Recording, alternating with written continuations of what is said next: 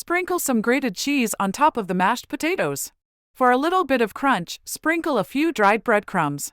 Lastly, place the assembled shepherd's pie on a baking tray and transfer to the preheated oven.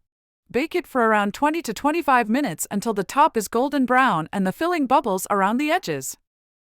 I hope you will like and subscribe for more such amazing videos.